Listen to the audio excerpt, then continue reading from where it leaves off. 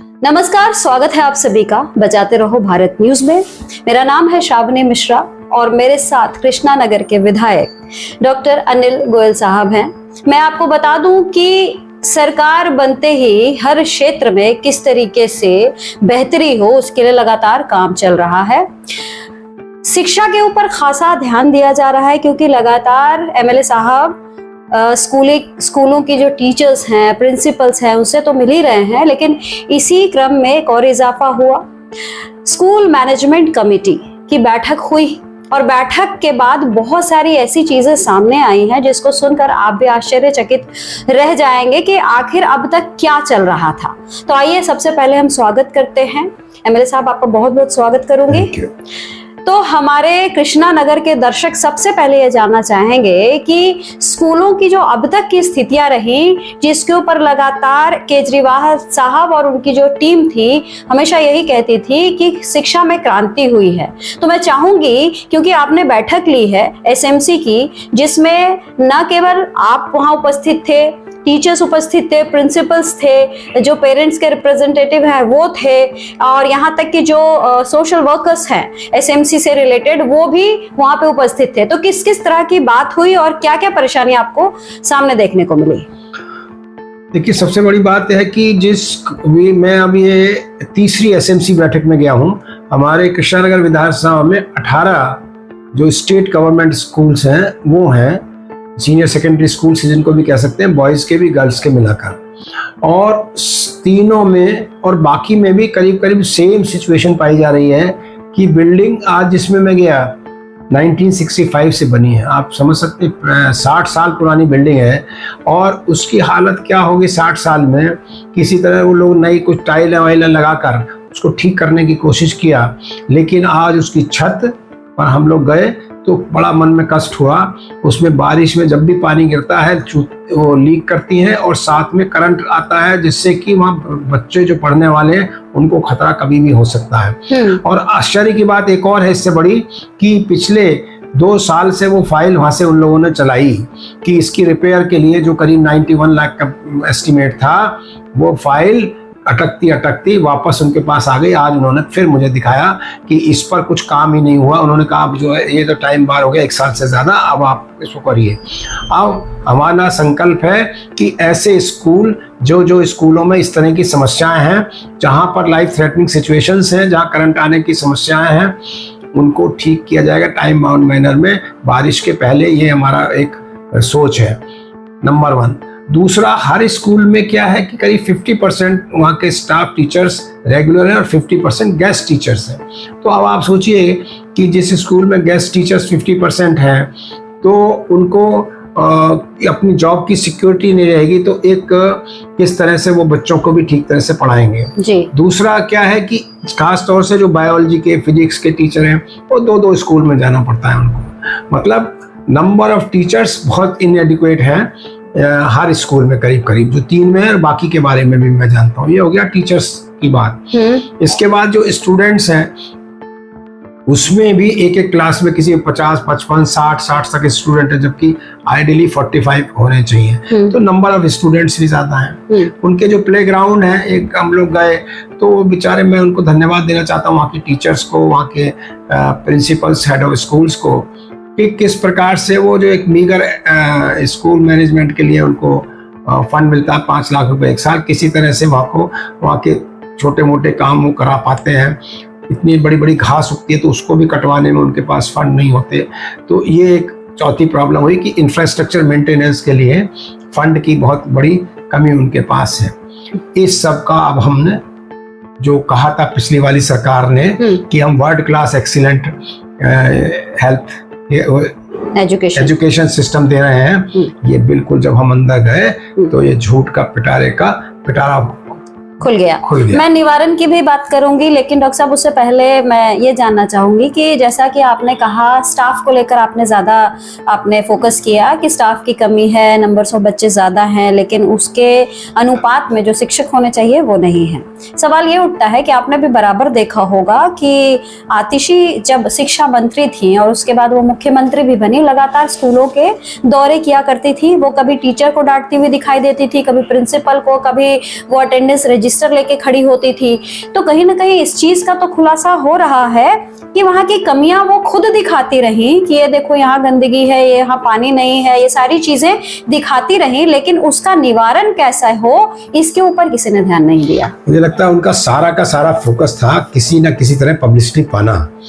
यहाँ मैं अपना भी बताता हूँ और मेरे भारतीय जनता पार्टी के जितने मेरे साथी MLAs हैं या हमारी माननीय मुख्यमंत्री रेखा गुप्ता जी के नेतृत्व में हम सब लोग वहाँ की जो ज़रूरत है वहाँ के टीचर से पूछकर, वहाँ के जो पेरेंट्स हैं, जो रिप्रेजेंटेटिव हैं वहाँ के बच्चों के, उनसे पूछकर देखते हैं तो वहाँ पता चलता है इंफ्रास्ट्रक्चर। आपने टीचर स्टूडेंट्स की बात की, मैं तो उस इंफ्रास्ट्रक्चर की बात कर रहा हूँ जहाँ टूटी फूटी बेंच है जिन पे बच्चों को बैठना पड़ता है। मैं उस छत की बात कर रहा हूँ जो लीक करती है और करंट आने का डर है बारिश में।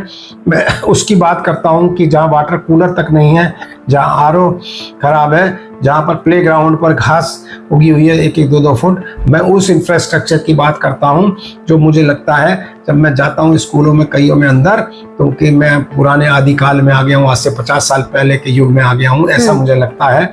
अब हमको उस इंफ्रास्ट्रक्चर को पहले जहाँ जहाँ रिपेयर, जहाँ जहाँ बेहतर होने की संभावना वो करना है। और मैंने कल ही अपने माननीय मंत्री जी को दिल्ली सरकार के वहाँ पर एक लेटर भी दिया है कि हमारे यहाँ 4 जो जर्जर स्कूल हैं उनकी लिस्ट दिया है कि इनको तो डिमोलिश करके दोबारा नया बनाया जाए, क्योंकि ये तो बिल्कुल ही जर्जर हो चुके हैं। इसके अलावा जो और स्कूल है जहाँ जिनकी रिपेयर जैसे जैसे उसका भी हम लोग एस्टिमेट बनवा रहे हैं। तो ये हमारा काम इंफ्रास्ट्रक्चर बेहतर करना का भी है। लेकिन एक बात बताइए डॉक्टर साहब, आप जैसे शिक्षकों से मिल रहे हैं, आप प्रिंसिपल से मिल रहे हैं, तो ये भी तो सवाल उठा होगा कि अक्सर केजरीवाल सरकार ये कहते थे कि हमने शिक्षा में क्रांति की है, स्कूलों को आप देखो कि ऐसा लगता है प्राइवेट स्कूल फेल हैं, प्राइवेट स्कूल के बच्चे नाम कटवा कटवा के सरकारी स्कूलों में एडमिशन करा रहे हैं। तो ये सारी चीजें आप जो आज बता रहे हैं उन सबको बौना साबित करती है। तो ये जो समस्याएं हैं इसको लेकर आपने ये जरूर पूछा होगा शिक्षकों से कि क्या ये परेशानी, ये वेदना उस वक्त की सरकार के सामने शिक्षकों ने नहीं रखा? पूछा मेरे को तो आज उन्होंने कहा, प्रिंसिपल ने भी कहा, टीचर्स ने भी कहा कि किसी ने आज तक हमसे आकर इस तरह पूछा ही नहीं, किसी ने आज तक इतना डिटेल में हमसे बात ही नहीं करी किसी भी पैरामीटर पर। वो स्कूल एक आदिकाल के युग के आगे नहीं लगते। वो 50 साल पुरानी बिल्डिंगें हैं, 50 साल पुराने फर्नीचर हैं, 50 साल पुराने प्लेग्राउंड हैं, तो उसमें कोई नयापन नहीं हुआ। ये तो इंफ्रास्ट्रक्चर की बात हो। मैं तो उनको महान टीचर्स की बात करता हूँ जो इसके बावजूद इतना अच्छा वहाँ पढ़ा रहे हैं। और इस सरकार, जो भी सरकार गई आम पार्टी की, उसने उस पर जीरो इन्वेस्टमेंट किया, जीरो काम किया। ना तो टीचर्स बढ़ाए, ना तो इंफ्रास्ट्रक्चर का बेहतर किया, ना तो जहाँ लीक हो रही है, जहाँ पर करंट आ रहे हैं उसको ठीक किया। 21 वर्ल्ड क्लास इंफ्रास्ट्रक्चर की बात, वर्ल्ड क्लास स्कूली शिक्षा की बात कर रहे हैं। और शिक्षा के नाम पे तो और बहुत बड़ा धोखा इन्होंने किया हुआ है।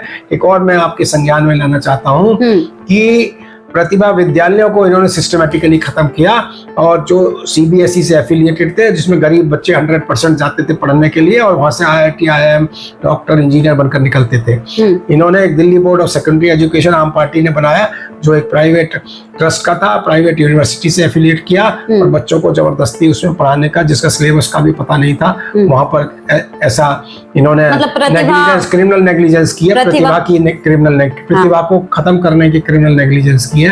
और ये रेखा गुप्ता जी की सरकार अब CM श्री स्कूल्स के माध्यम से उस एनोमली को, उस गलती को भी सुधारेगी। तो मैं अब ये जानना चाहती हूँ कि इतनी सारी चीजें तो आपने बताई, आपने बताया कि पहले और अब में क्या क्या डिफरेंसेस देखने को मिलेगा, लेकिन कैसे करेंगे, क्या करेंगे और क्या है आपका टाइम लिमिट की कब तक करके दिखाएंगे, क्या क्या चीजें आप पहले सुधारेंगे? सबसे पहले तो क्या था कि अभी हम लोग इसको असेसमेंट किए, दूसरी बात इसका एग्जीक्यूशन है। तो PWD डिपार्टमेंट है, इसमें जैसे जैसे हमारे एस्टिमेट बनते जा रहे हैं, PWD डिपार्टमेंट को इसको एक्शन के लिए दिया जा रहा है, इंफ्रास्ट्रक्चर बेहतर करने के लिए।